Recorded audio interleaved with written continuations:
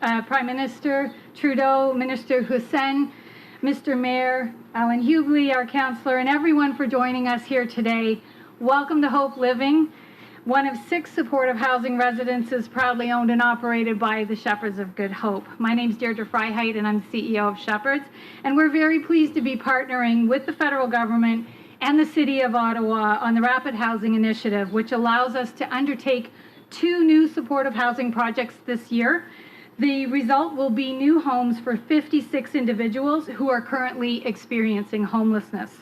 Construction has started here in Kanata on 8 new units, and last week we also received unanimous approval from the City of Ottawa Planning Committee for our new RHI build at 216 Murray Street, which will be a multi-purpose building that includes a community kitchen to address food insecurity, a low-barrier drop-in program for 16 hours a day, 365 days a year, and 48 supportive housing units.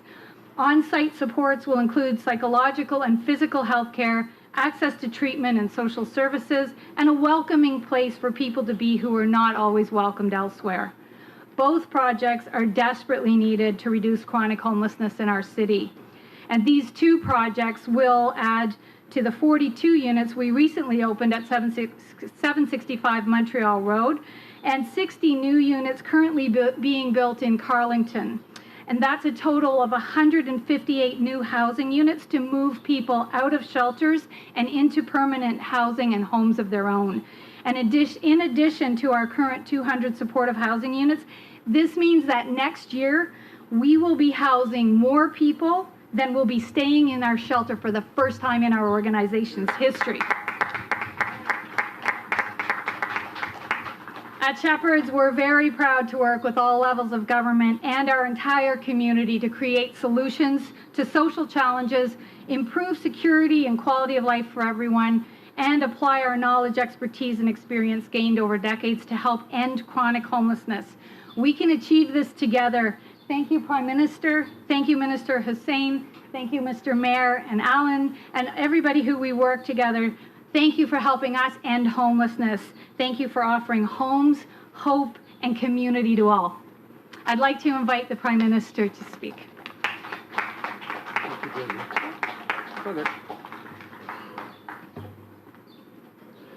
Hello, everyone. Bonjour à tous.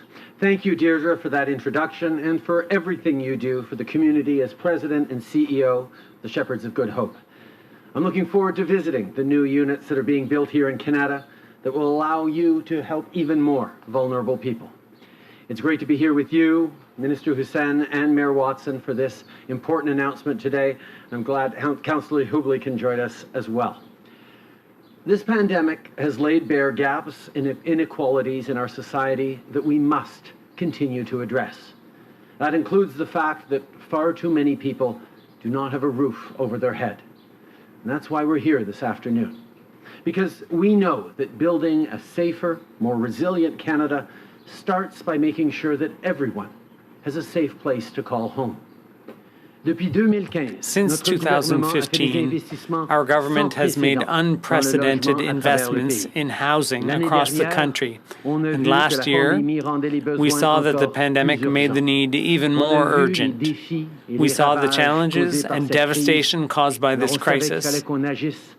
We had to act now, and we established the Rapid Housing Initiative.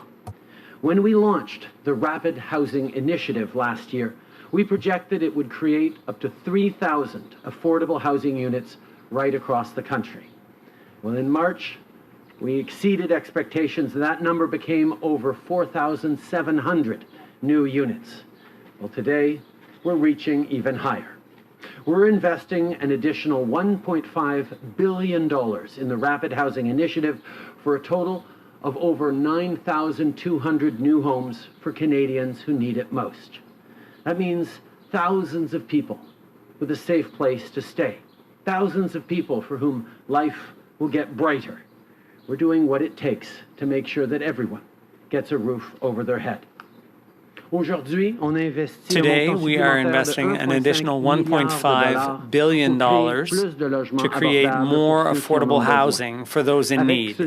With this new investment in the Rapid Housing Initiative, we are moving from our original goal of 3,000 units to over 9,200 new affordable housing units for the most vulnerable. Here in Kanata, the Hope Living project, I'll be visiting this afternoon, is already under construction. Thanks to new investments through our program, the first floor of the facility will be converted to create new housing for people experiencing or at risk of homelessness, specifically seniors or members of Indigenous communities. Housing is a basic need. We will continue our efforts. Everyone deserves a safe and affordable home. We are going to put an end to this crisis. We know there's a lot of work still to be done, but with partners like Mayor Watson, there is hope, and we will continue the work. Is about real, positive outcomes for real people. We made a promise to end chronic homelessness in Canada in the coming years. So programs like this are concrete steps to do just that. This is about supporting those experiencing homelessness or who are at risk of homelessness. It's about creating safe and affordable places for women and children who are fleeing violence. Unfortunately, we've seen a shadow pandemic on top of COVID-19. Violence against women, gender-based violence, increase over this past year as people are forced to stay home to be safe in homes that aren't always safe. It's also about ensuring that we're there for seniors, for Indigenous peoples, for people with disabilities, for racialized Canadians, for refugees, and people from LGBTQ2 communities who have higher risks of vulnerability and need extra support sometimes, particularly in times of crisis. That's what our government continues to be focused on, and today is another example. For a different example, one of the ongoing projects that received funding through the Rapid Housing Initiative is a partnership with Atira Women's Resource Society in Surrey, BC. They're developing a modular housing apartment that will serve women experiencing homelessness, including Indigenous women, trans and two-spirit women, and women who are struggling with substance abuse. One of the most important, transformative things that a government can do is invest in housing. My friend Adam Fawn often points out that housing isn't just a problem, it's also a solution. Because with a roof over their heads, people can live a better life. They can get a good job and support their family. It's good for our communities, it's good for our economy. It creates and supports good construction jobs, but mostly it creates opportunities for everyone. And it's part of our plan to create 1 million jobs to drive Canada's recovery. Building back better is about making our communities safer and our economy stronger. It's also about making sure no one's left behind. With today's announcement, we're continuing our efforts to create more affordable housing and more middle-class jobs, essential parts of our recovery and our future. And it brings us one step closer to our goal of ending chronic homelessness in Canada. Before I finish today, I want to say a few words first about the heat wave in Western Canada. The temperatures recorded this week are unprecedented. Lives have been lost, and the risk of wildfires is at a dangerously high level. Our thoughts are with people who've lost loved ones. Yesterday, I spoke with Premier Horgan of British Columbia. Minister Blair spoke with Minister Farnworth of BC. The federal government, as always, is here to help in any way that we can. But today and for the coming days, let's continue to make sure we're there for each other. So check in with your neighbors to make sure that the senior in your building is doing well.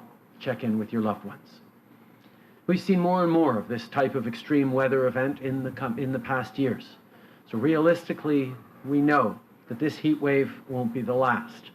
That's why investing in good, safe housing for the most vulnerable is so important. I'd also like to point out that the Senate passed our new climate legislation yesterday. This legislation will ensure that the Government of Canada meets its commitments and targets to reduce emissions until our country becomes carbon neutral. To help us reach net zero, yesterday our government announced that 100% of car and passenger truck sales will be required to be zero emission by 2035. This will mean less pollution and more innovation. We know that this is where countries around the world are already going. So as we already have with automakers in Ontario and elsewhere, we're going to continue to work with industry partners to position Canada as a global leader for electric vehicles and clean energy. Together, we will make our air and our economy cleaner for now and for future generations. On the eve of Canada Day, the horrific discoveries of hundreds of children at the sites of former residential schools in BC and in Saskatchewan have forced us to reflect on the historic and ongoing injustices that Indigenous peoples have faced. Our government continues to be there to acknowledge the truth so that we can chart a better path forward in the spirit of reconciliation. Today, I also want to talk about the arson and vandalism we're seeing across the country targeted at Catholic churches. This is not the way to go. The destruction of places of worship is unacceptable, and it must stop. We must work together to right past wrongs. Everyone has the role to play, not just institutions and organizations, but all Canadians, Indigenous and non-Indigenous, need to take tomorrow, yes, to celebrate the country that we are, but also to reflect on all the work we need to continue to do and understand with respect and compassion that some of our fellow Canadians don't feel like celebrating tomorrow. And we need to pledge to ourselves and to all Canadians that we will be part of working together to build a better future for generations to come. We will work together to right past wrongs. That's what we'll continue to do. Merci. Je suis maintenant très heureux de passer la parole au ministre Hussein. And I'm now very pleased to turn the floor over to Minister Hussein. Thank you, Prime Minister. Merci, Monsieur le Premier Ministre. Thank you, Prime Minister. It's a pleasure to be here to join you for this important announcement. And I'd also like to acknowledge the presence of Mayor Watson, Deirdre, who I've met, and Councillor Hewley having us here. Thank you so much. It would be a huge understatement to say that the last 14 months has been challenging. But like the Prime Minister has mentioned, vaccination rates are rising. Canadians are pulling together in the fight against the COVID-19 pandemic, and we are seeing improvements at a record pace. With Budget 2021 announced just a few weeks ago, we have a clear roadmap on the road ahead to a strong, resilient, more equal, more inclusive recovery. Affordable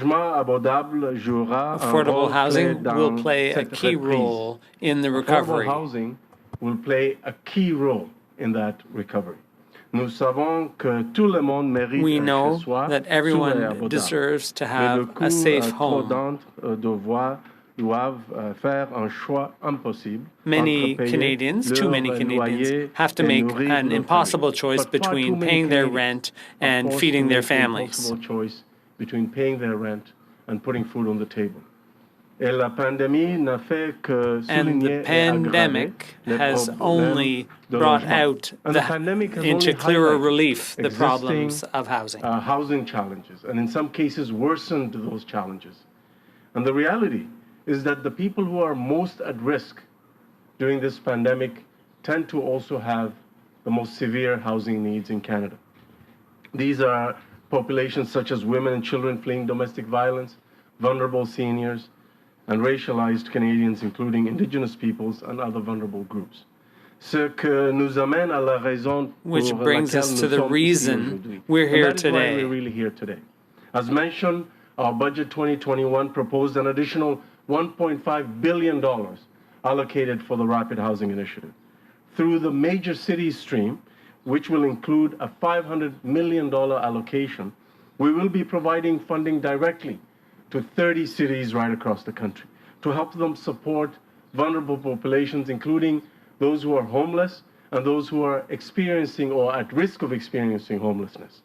Seville sont, these cities are Burnaby, Calgary, the Victoria Capital Region, Durham Region, Edmonton, Gatineau, Greater Sudbury, Halifax, Hamilton, Iqaluit, Kingston, Laval, London, Ontario, Longueuil, Montreal, Niagara, Ottawa, Peel Region, Quebec City, Regina, Saskatoon, Surrey, St. John's, Toronto, Vancouver, Waterloo, Whitehorse, Windsor, Winnipeg, and Yellowknife. Recently, I spoke to all the mayors of these cities, including Mayor Jim Watson. And these mayors are ready to put these dollars right to work. They have pre-identified projects that can help the most vulnerable populations right across Canada. The other $1 billion is being dedicated to the project stream of strong projects right across the country. This will help many, many proponents to be able to deliver rapid housing solutions for populations across Canada in the next number of weeks. Our first round partners exceeded expectations, and as Prime Minister said, we had an ambitious target of 3,000 affordable permanent housing units, but these partners stepped up and stretched and leveraged these federal dollars to deliver over 4,700 permanent affordable housing units in 12 months or less. Presque toutes ces unités, comme celle de la première ronde, seront construites dans le will be built in the 12 months following the provision of this funding. The first round of funding will be built within 12 months or less from the time that the applicants receive the funding. And we're already seeing the important impact that the Rapid Housing Initiative first round has already had right across our country. Nearly 40% of the units are going to be built in Indigenous communities because that's where the need is the most. And in this new round of $1.5 billion additional in the second round of the Rapid Housing Initiative, we know that because the pandemic has been disproportionately negatively impacting women, at least 25% of the new permanent affordable housing units that will be delivered in the second round of the Rapid Housing Initiative will go to women's focused housing. We received so many impactful and viable and affordable projects in the first round, more than the initial investment that we made. So we're expanding the program. We're taking 4,700 success stories right across the country and turning them into 9,200 new affordable housing units for Canadians. That is over 9,200 families and individuals who will soon have a safe and affordable and accessible place to call home. And that's what this is really all about. These targeted investments will help stimulate the local economy, and they will also create well-paying jobs. These targeted investments will not only stimulate the local economy, they will create good, well-paying jobs when they're needed the most. Simply put, this is really great news for everyone. It's great news for workers, it's great news for families, it's great news for our communities, and as Prime Minister Justin Trudeau has just said, it's great news for our economy. Today's announcement builds on our strategic national housing strategy. This 10-year plan has grown from over $40 billion investment to over $72.5 billion investment over 10 years. And with programs like Reaching Home, we're not only aiming to reduce chronic homelessness, but with the Prime Minister's leadership, we're working to eliminate chronic homelessness once and for all from Canada. It's about a better quality of life and giving everyone an equal chance of success. Quality of life. This is about making sure that everyone has an equal chance at success. So the takeaway is this: housing matters, and it matters now more than ever before because of the lessons that we have seen from the COVID-19 pandemic. It matters now because as we all shelter in place to control the spread and prevent the spread of the COVID-19 pandemic. It matters for the well-being. The social and economic outcomes are better for Canadians when they have a safe and affordable place to call home. And it matters as we build back better. I always say that we cannot go back to normal as we rebuild. We have to build back better because normal was part of the problem. So as we rebuild, we have to make sure that we have an inclusive economic recovery. And that includes making sure that we continue our record investments in affordable housing, and Rapid Housing 2.0 will certainly get us there. I would now like to turn it over to Mayor Watson. Mayor Jim Watson has been a strong champion for affordable housing. And I always say that the National Housing Strategy, we are not able to not only meet our targets or even exceed them without the strong partnerships across the country, including partnerships with our municipal partners, exemplified here by Mayor Watson and Councillor Hughley. So thank you so much, Mayor Watson, for being here, and I'll turn it over to you. Thank you very, very much, Minister and Prime Minister and Deidre and my colleague and friend, Councillor Alan Hughley, the residents of this wonderful community. We miss seeing you because, of course, last year we had to cancel the Kanata Santa Claus parade that just traveled right outside here. We always had a great turnout from your building to cheer on Santa Claus. And to our skilled trades workers who are here, thank you very much, and we wish you nothing but a successful and safe build as we expand affordable housing opportunities for all. Prime Minister, you may recall our very first Big City Mayors Conference with you as Prime Minister, and you were adamant that one of your #1 priorities was going to be affordable housing. And I just wanted to say thank you for making that commitment and living up to that word. Your government's announcements, many of them under the able leadership of Minister Hussein, are really making a big difference. You know, it's 8 units here, and then it's 25 units in another building, and 45 units in another building. They add up, and they really do make a large, large difference. I want to thank Donna Gray from the City of Ottawa, who does a lot of great work with her team. And the City of Ottawa is working with a number of partners to promote access to affordable housing in all parts of Ottawa. Projects like this one here at the Shepherds help individuals and families who are homeless or at risk of being homeless to access and maintain stable housing. To date, the Government of Canada provided Ottawa with $31.9 million in funding for the Rapid Housing Initiative. And the reason why Rapid Housing is a good program, a great program, is because it keeps our feet to the fire. We have to get it built. The minister's on the phone to me all the time. How's it coming? When's the next shovel getting in the ground? He's putting that pressure on, so we realize we have a crisis with affordable housing, and we have to do things better. We can't do them the same as always. In addition to the Shepherds of Good Hope here in Kanata, local agencies and organizations such as the John Howard Society, Ottawa Community Housing Corporation have all received RHI funding, and this funding will add an additional 109 affordable units over the course of the next 12 months. This funding will improve the quality of life and supports to assist the recovery and the promotion of independent residents living with mental illness and addictions. On behalf of the City of Ottawa, I want to thank my council colleagues and the staff at the City of Ottawa for their great work. I want to thank you, Prime Minister, and your cabinet for the great work, Deidre, of course, and the tremendous staff here at Shepherds. Thank you all for your dedication. Merci beaucoup pour votre dédication et votre dévouement. Thank you very much for your dedication to affordable housing in our city. Commitment from the federal government will support residents based on their individual needs while promoting their safety and well-being.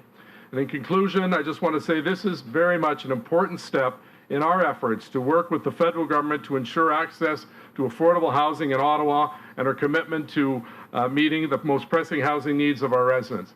And Prime Minister and Minister, thank you for choosing Kanata and Ottawa to make this important announcement. You've got a great turnout from the residents and some neighbors across the street.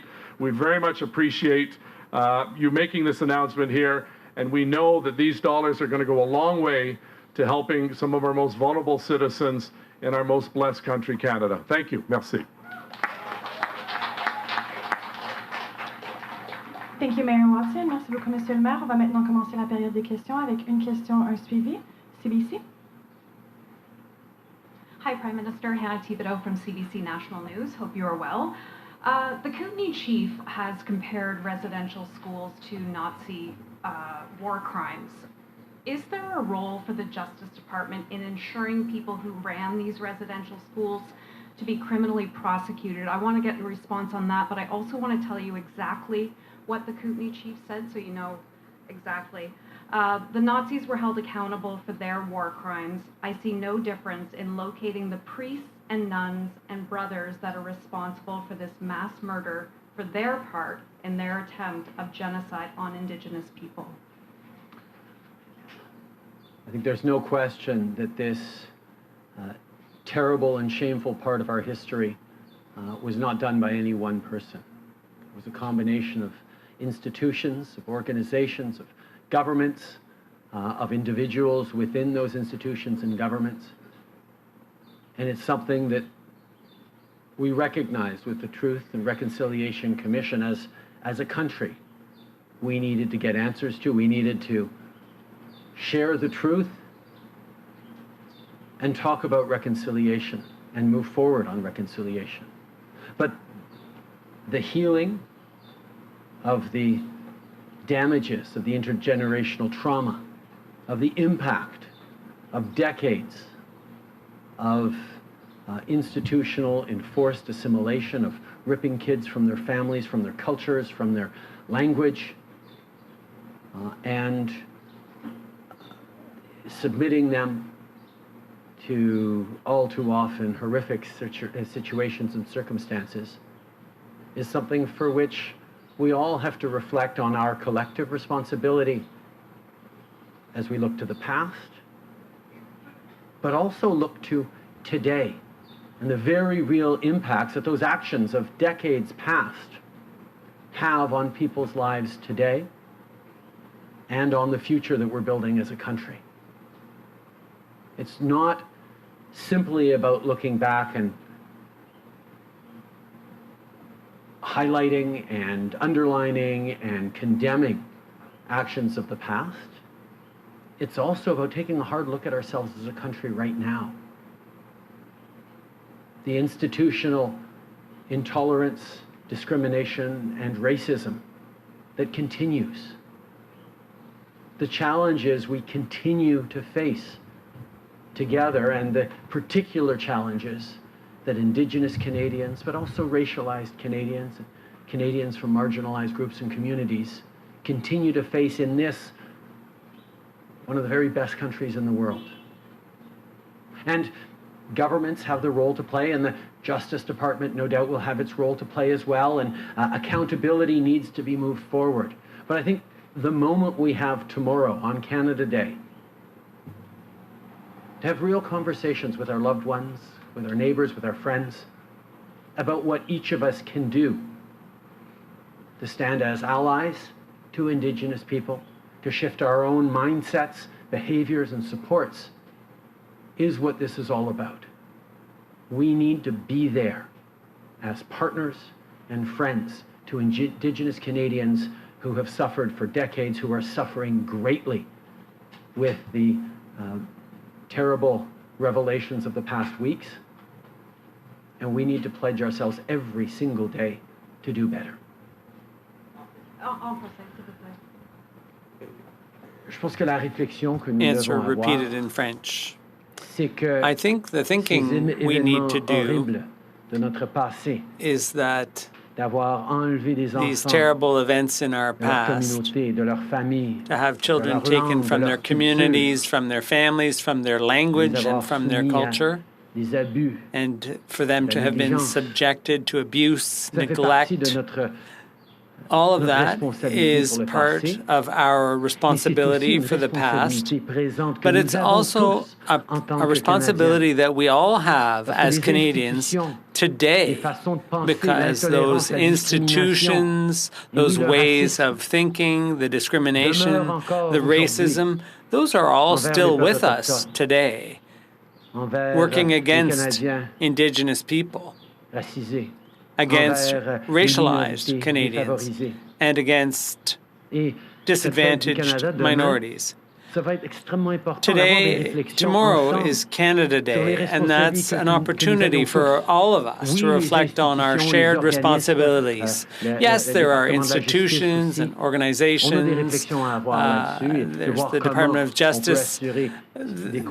All those organizations will have to do some thinking about the consequences, yes, but also about what concrete action can be taken to put an end to this situation, to help people get beyond the past. And what we're doing, what we're announcing today, we're talking about better access to affordable housing. That's part of the solution. But it's not just for institutions and governments to act. It's also for individual Canadians.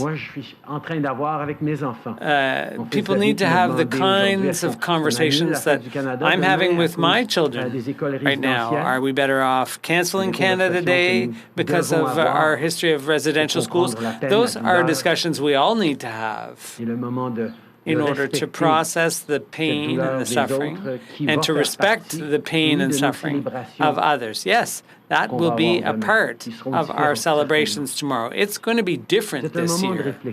This is a time for reflection, not only about the path we've traveled together so far, but what remains to be traveled together.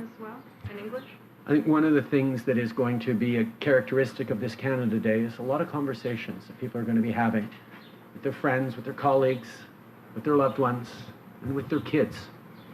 I got a text this morning from Xavier. I'm just coming out of quarantine. I haven't seen them yet in 2 weeks, so you'll forgive me for being a little bit shaky, and I'm so eager to see them. But Zav asked me if we were going to cancel Canada Day because of the residential schools. And I told him it's going to be a day where, yes, we will celebrate the great things about this country, but we will mostly reflect on the work that we all have to do as individuals and as institutions to be better, to be more like the country we like to imagine we are.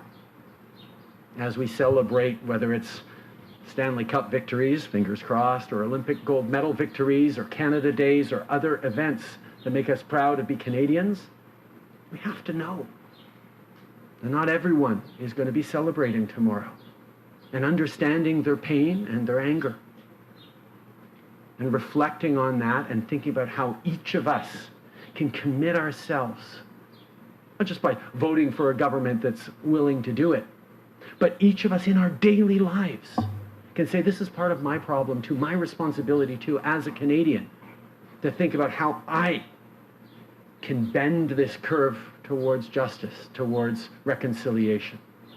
That's what this Canada Day, I think, will be about for a lot of families. It's certainly what it's going to be about for my family. Thank you for repeating that, sir. Indigenous leaders, as you well know, are planning a trip to the Vatican in December to try to convince the Pope to come on Canadian ground and apologize.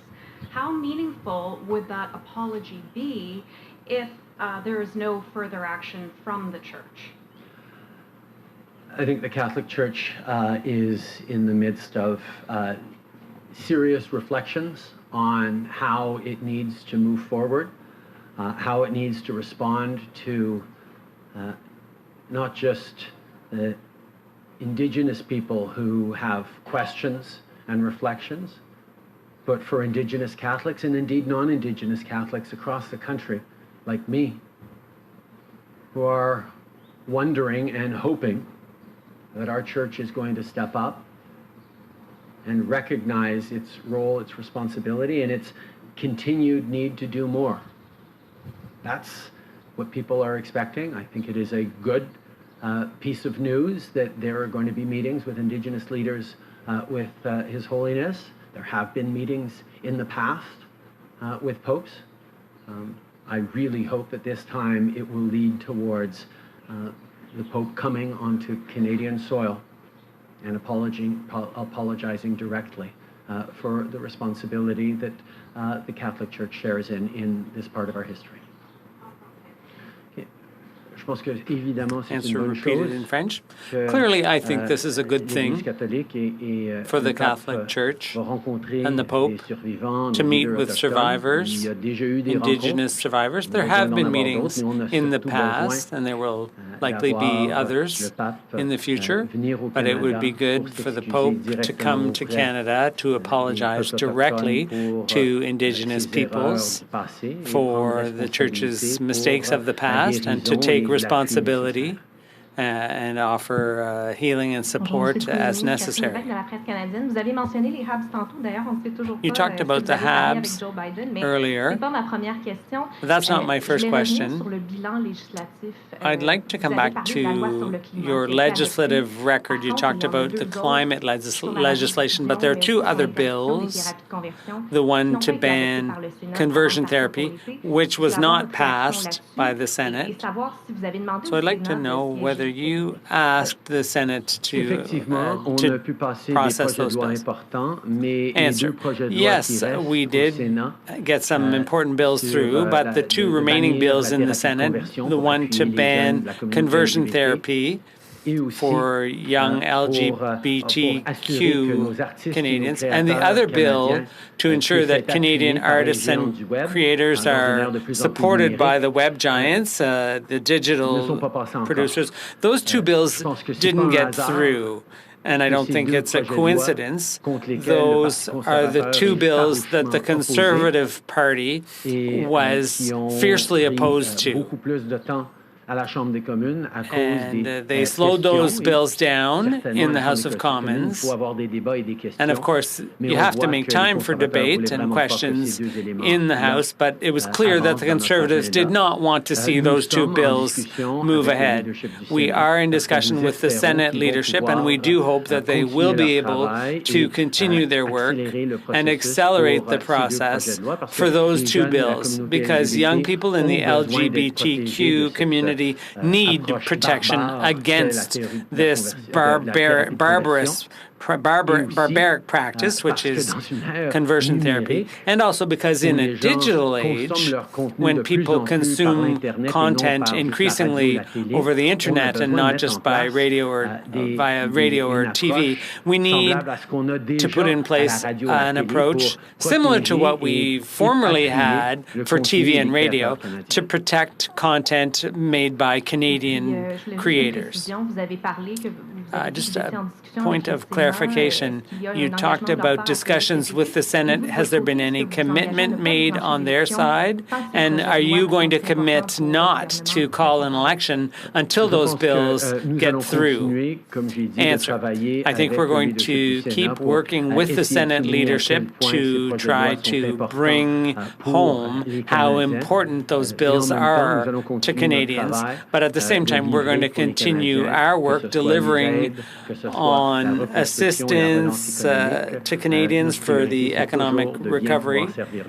We want to serve Canadians as best we can, and that will continue. Prime Minister, you said in the past that the opposition was being obstructive on those two bills in particular, but the House of Commons has passed all your priority legislation. It's now on recess for the summer. There's no way your government will fall until at least September 23rd, when it's scheduled to come back. Do you commit to not calling an election, to not going to the Governor General when there is a Governor General permanently, until after that date? I think, as we've said many times, we're in a minority parliament right now, and that means working together. And quite frankly, there are many things that over the past 2 years we've seen addressed in a collaborative way by different parties in the House. But there's also situations that have been blocked in unfortunate ways. As always, we will continue to work hard every day for Canadians, continue to listen to Canadians, continue to talk about what we need to do all together to build back better and recover our economy, and that's what I'm going to stay focused on. An election won't change the makeup of the Senate that's blocking those two pieces of legislation that you noted in French. Make the case for why you need a new mandate. Why would you go to the people, call an election before Parliament resumes again? I think one of the things that we highlight when we look at the Senate is that there is still a political party in the Senate, and the Conservatives, who sit in the Conservative caucus, who strategize with the leader of the Conservative Party and continue to block important legislation on things like banning conversion therapy to protect LGBT kids, and to move forward on ensuring that the same kinds of rules that we've had for a long time for Canadian content, to ensure that on the radio and on TV we continue to support Canadian creators and Canadian artists, find a way of applying to internet giants. That's what it's about. It's about protecting Canadian culture, Canadian content, Canadian creators. And again, unfortunately, the Conservatives, including members of the Conservative Party in the Senate, continue to show concerns about these legislations and oppose these legislative changes, but we're going to continue to work to keep supporting Canadian artists, to keep supporting the LGBT community in this country. Bonjour, Monsieur Trudeau, Christian Noël de Radio-Canada. Question. What was blocked? Because ultimately your bills got through the House and got stuck in the Senate. How can you blame the opposition when you're the one that didn't get the bills moved through faster? Answer. Well, what you're pointing out is that we were able to move forward with a number of elements on our agenda, but when it came to banning conversion therapy, and when we looked at the games and the filibustering and the obstruction coming from the Conservative Party, same thing for the bill about digital content, we didn't see much movement towards the end of the session, and the Conservatives knew full well that they were going to be able to squelch those bills in the Senate. So that's why we'll continue to work with the leadership in the Senate to see if there isn't a way to move forward these protections for LGBT youth and Canadian producers in a digital age. Question. So if the Senate have you asked for the Senate to sit longer? And what about making a commitment not to trigger an election as long as those bills still haven't passed the Senate? Answer. Well, I think people understand full well that we intend to continue to work to protect Canadians, LGBT youth, and Canadian creators. We are in discussion with the Senate leadership. When it comes to the work that we're going to continue to do, we can see that there are very divergent approaches between parties about how we're going to work on economic recovery. The Conservatives clearly seem to think we've done too much to support Canadians through the pandemic. And there are very divergent views on the recovery as well. But we're going to take the time this summer to consult Canadians, to keep doing the work we're doing.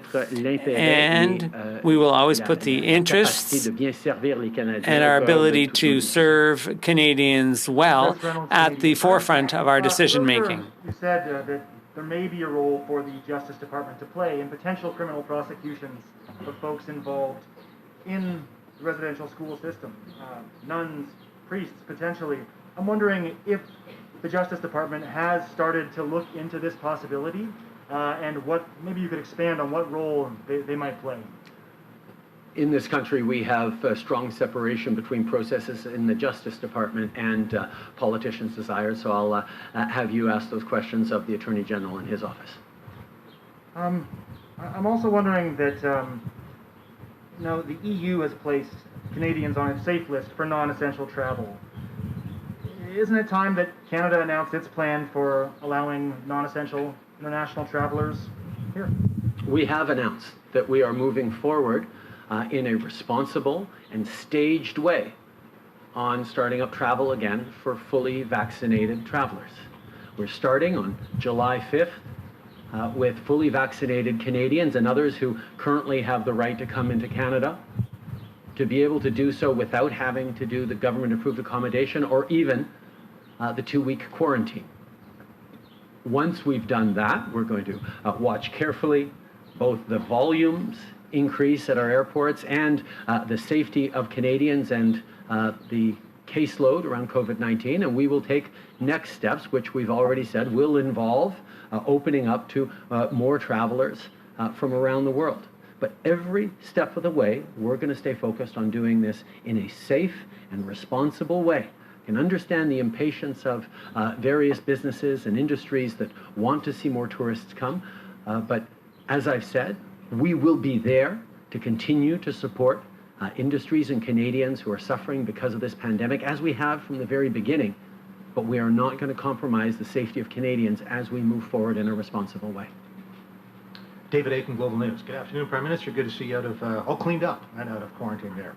A question about Minister Sajjan and the armed forces. First of all, your deputy, Minister Freeland, this morning said she was, quote, surprised and disappointed by the decision made by the Acting Chief of Defence Staff to keep Vice Admiral Baines in his role of the Commander of the Navy.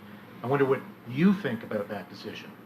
I think, first of all, we need to remember that every decision that we take, that is taken around the armed forces, needs to place survivors and women and men who serve at the very center of all those decisions. The senior leadership of the armed forces, it's not an exaggeration to say, has lost a significant amount of the trust, not just of Canadians, but of people who've served in the armed forces. And I understand the decision around the Commander of the Navy was taken by the Chief of Defence Staff and within the proper chain of command.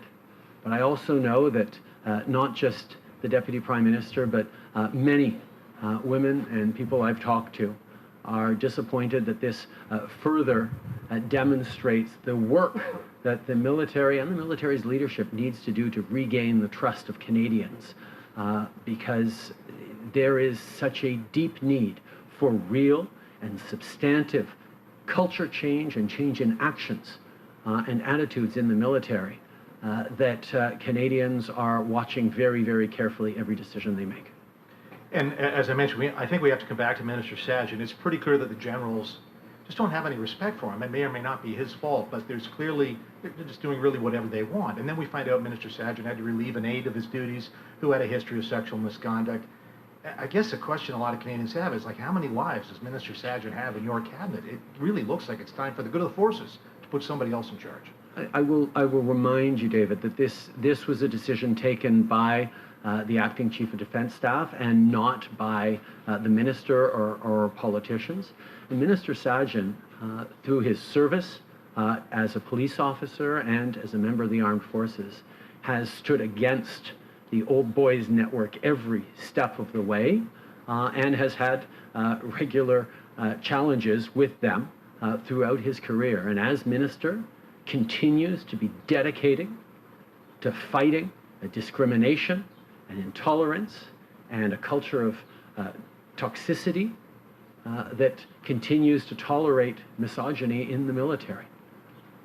Minister Sajjan continues to be the person that I turn to work very hard on transforming the culture of the military. Merci beaucoup, c'est ce qui m'a fait la conférence de presse d'aujourd'hui. Merci tout le monde.